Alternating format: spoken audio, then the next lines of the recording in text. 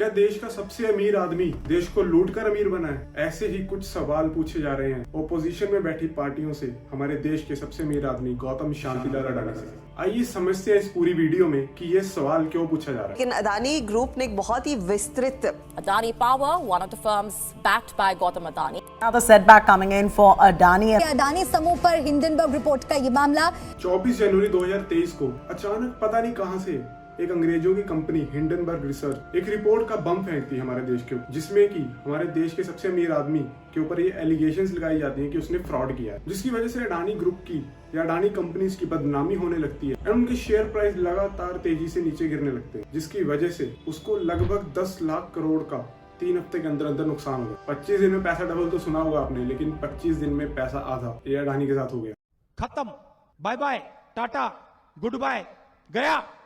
जिसकी वजह से पूरे एशिया में सबसे अमीर आदमी आज 24वीं पोजीशन पर आ गया। अब सवाल ये है कि हमारे अडानी भाई ने क्या कर दिया ऐसा, किसके पैसे लेके भागे हो या किसकी उधारी नहीं दी जो इतनी एलिगेशंस लगाई जा रही है अडानी। देखो 100 पेज की लगभग एक रिपोर्ट भेजी है हिंडनबर्ग रिसर्च ने, जिसमें कि 88 सवाल पूछे गए हैं अडानी कंपनी। अब ये सवाल भी देखेंगे और एलिगेशंस भी देखेंगे कि क्या है, लेकिन उससे पहले एक बार हिंडनबर्ग रिसर्च या अंग्रेजों की कंपनी का एक बार बैकग्राउंड देख लेते हैं कि ये कंपनी है क्या। 2017 में नेथन एंडरसन नाम के एक बंदे ने ये कंपनी खोली थी जिसका नाम उसने रखा हिंडनबर्ग रिसर्च। अब ये नाम एक जहाज के नाम पर रखा गया था जिसका नाम भी हिंडनबर्ग था। अब उस जहाज में 1937 में आग लग गई थी जिसमें कि काफी लोग मारे गए, बट इस आदमी का मानना है कि उस डिजास्टर को रोका जा सकता था, वो मैन मेड था। कुछ प्रिकॉशंस लेके या कुछ कंप्लेंट्स फाइल करके उस जहाज को उड़ने से ही रोका जा सकता था, जिसकी वजह से लोगों की जान बच सकती। अब वहीं से मोटिवेशन लेते हुए एंडरसन ने सोचा कि मैं बनूंगा मसीहा, मैं रोकूंगा डिजास्टर। अब ये डिजास्टर जहाज वाले डिजास्टर नहीं बल्कि फाइनेंशियल करप्शन वाले डिजास्टर है। मतलब उसने सोचा कि मैं अब कोई भी कंपनी फ्रॉड करेगी तो उसको एक्सपोज करूं। अब यही काम है हिंडनबर्ग रिसर्च का, मतलब पहले उस कंपनी को एक्सपोज करो, फिर उसके शेयर्स को शॉर्ट सेल करके पैसे कमाओ। एक एग्जांपल से समझो, मान लो आपने गाड़ी ली एक 10 लाख की शोरूम से एंड शोरूम वाले को आपने बोला कि भाई मैं तेरे को 2 दिन बाद आके पैसे देके जाऊंगा, अभी मेरे को गाड़ी दे दे। लेकिन शोरूम वाले ने बोला कि ठीक है तो पैसे मेरे को 2 दिन बाद दे दियो, लेकिन हमारी गाड़ी का प्राइस है जो फ्लक्चुएट होता रहता है, मतलब 2 दिन बाद ये गाड़ी का प्राइस बढ़ भी सकता है या कम भी हो सकता है। तो 2 दिन बाद जितना प्राइस होगा इस गाड़ी का उतने ही पैसे तू देगा। मतलब अगर 10 लाख की गाड़ी आ जाए 2 दिन बाद, अगर ये 11 लाख की होती है तो तेरे को 11 लाख ही देने पड़ेंगे। तो आपने बोला ठीक है मैं 11 लाख ही दूंगा। तो आप घर आए, आपने सोचा चलो एक स्कीम लगाते हैं। आपने क्या किया, उस कंपनी की बदनामी करी। आपने जैसी बदनामी करी तो उस कंपनी के डिमांड कम हो गई, जिसकी वजह से उस गाड़ी की कीमत है जो पहले 10 लाख थी वो धीरे धीरे कम होने लगी। और 2 दिन बाद जब आप गए तो उस गाड़ी की कीमत हो गई 9.5 लाख। अब जो गाड़ी आपने 10 लाख में पहले ली थी अब उसका प्राइस 9.5, मतलब पहले अगर आप पैसे देते 10 लाख देते, लेकिन अभी आप 9.5 लाख दो। तो यही काम है हिंडनबर्ग रिसर्च। पहले उसके शेयर उधार पे लो, फिर उस कंपनी को बदनाम करो, फिर जैसे ही उसके शेयर प्राइस गिरेगा आप उस शेयर को बेच, एंड इसी को बोलते हैं शॉर्ट सेलिंग। अभी काफी मतलब ब्रीफ वे में आपको शॉर्ट सेलिंग बताई है।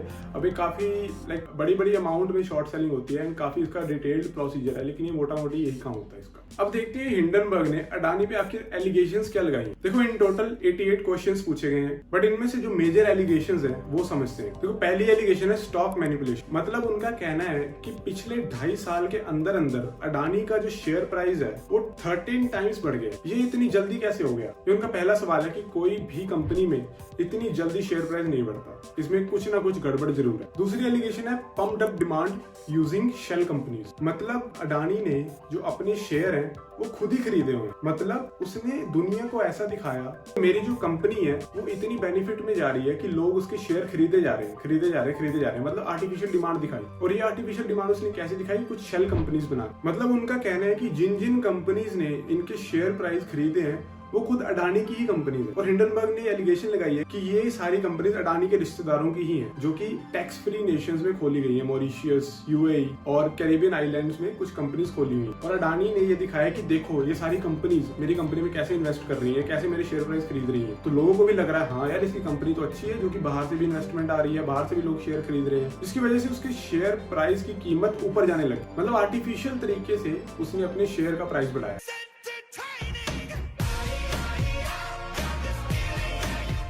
तीसरी एलिगेशन है डेट फ्यूल्ड बिजनेस, मतलब जो ये सारा बिजनेस चल रहा है ना, ये लोन के बेस पे चल रहा है। मतलब अडानी का जो मेजर बिजनेस चल रहा है ना, वो लोन लेके चल रहा है। अडानी के पास इतना पैसा नहीं है, ये सब लोन का पैसा है। देखो कभी भी हम लोन लेने जाते हैं ना, तुम्हारी कुछ जमीन जायदाद गिरवी रखी जाती है, जो कि बैंक वाले ये देखते हैं कि क्या हम जितना लोन दे रहे हैं उतना लोन ये बंदा चुका पाएगा या नहीं, उसकी जमीन उसकी जायदाद दे। अब उनका कहना है कि अडानी के साथ ऐसा नहीं है, अडानी ने जितना लोन दिया हुआ है उतना चुका नहीं सकता, एंड उसी लोन के बेस पे वो अपना बिजनेस आगे बढ़ा, जो कि ये गलत है। अब चौथी एलिगेशन है एक्सेस कंट्रोल ऑफ शेयर्स। इसका मतलब है अडानी ने जरूरत से ज्यादा अपनी कंपनी में हिस्सा रखा हुआ। अब कोई भी जब कंपनी खोलते ना, सिर्फ 75% हिस्सा ही अपने नाम होता है, 25% हमें पब्लिकली दूसरों को देना हो। अब उनका कहना है कि अडानी के साथ ऐसा नहीं है, एंड अडानी ने इस रूल को भी ब्रीच किया। अब ये सारी एलिगेशंस पर इतना ध्यान क्यों दिया जा रहा है? एलिगेशंस तो कोई भी लगा सकता है, कल को तो भाई कोई भी बंदा उठ के किसी पर भी एलिगेशन लगा दे, तो ये सच तो नहीं माना जाएगा। लेकिन इसकी एलिगेशन पर इतना ध्यान क्यों दिया जा रहा है? क्योंकि पास्ट में भी इसने कुछ कंपनीज पर एलिगेशंस लगाई हैं, उसके फ्रॉड को एक्सपोज किया है, एंड जितने भी इसने एक्सपोज किए हैं वो सारी कंपनीज या तो खत्म हो गई हैं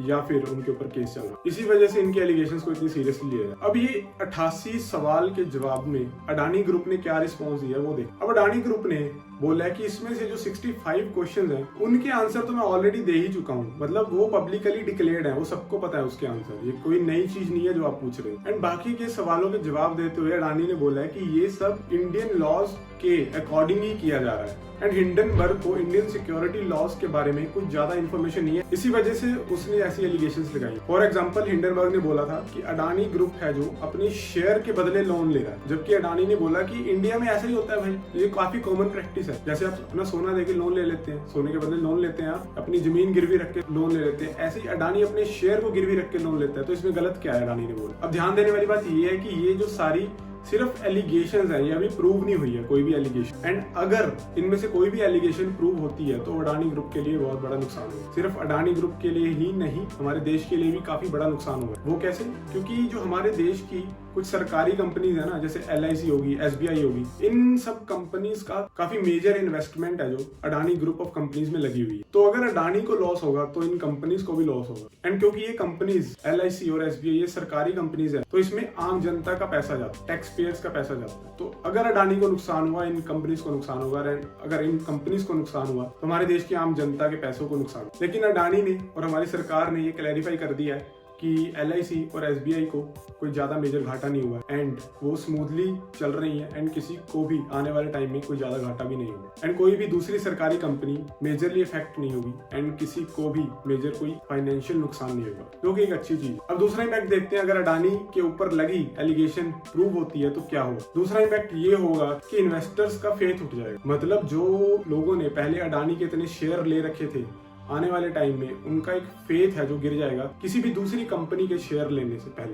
मतलब उनको डर रहेगा कि यार अगर अडानी जैसी कंपनी के शेयर गिर सकते हैं तो किसी भी कंपनी के शेयर गिर सकते हैं। तीसरा इम्पैक्ट होगा कि दुनिया के बड़े बड़े देश अब अडानी को अपने देश में बिजनेस करने के लिए नहीं बुलाएंगे, जिसकी वजह से अडानी को तो नुकसान होगा ही, हमारे देश को भी नुकसान होगा, क्योंकि कोई ऐसा देश नहीं आता कि उस देश के लोग बाहर जाकर बिजनेस ना करें एंड बाहर से पैसा हमारे देश में ना लेके। अगला इम्पैक्ट होगा जो लोग अडानी कंपनीज में काम कर रहे हैं। अब अडानी के अंदर 7 कंपनियां आती हैं, अब इन 7 कंपनियों में कितने लाख लोग काम कर रहे हैं, तो अगर अडानी के ऊपर लगी एलिगेशंस प्रूव होती हैं तो इन लोगों की नौकरियां भी खतरे में आ सकती हैं। अभी के टाइम ऑलमोस्ट 50% शेयर अडानी का गिर चुका है, लेकिन फिर भी अडानी ने एक भी बंदा अपनी किसी कंपनी में से नहीं निकाला। इसके लिए भाई अडानी को सल्यूट है। अब इसका कंक्लूजन क्या है? देखो अडानी के ऊपर जो एलिगेशंस लगी हैं उनमें से काफी वैलिड एलिगेशंस हैं, काफी इनवैलिड एलिगेशंस हैं, एंड कुछ एलिगेशंस तो ऐसी हैं जो कि सिर्फ इंडिया की इमेज को खराब करने के लिए लगाई गई, क्योंकि इस साल हमारे देश में काफी बड़े बड़े प्रोग्राम होने वाले। G20 समिट इस साल हमारे देश में होने वाला है। अडानी का FPO होने वाला था जो कि सबसे बड़ा FPO माना जा रहा था, जो कि इस एलिगेशंस की वजह से कैंसिल करना पड़ा। अब G20 समिट भी होने वाला है, कुछ और ऐसे इंपॉर्टेंट इवेंट्स भी होने वाले हैं हमारे देश में। अब इसी को देखते हुए पूरी दुनिया में कुछ एजेंसीज ऐसी काम करेंगी जो इंडिया की इमेज को खराब करना चाहेंगे एंड इंडिया की प्रोग्रेस को रोकने के लिए कुछ भी कर सकती है। अब आपको क्या लगता है, कौन सही है कौन गलत? कमेंट्स में जरूर बताना और लाइक और सब्सक्राइब की टिकट काट के जाना।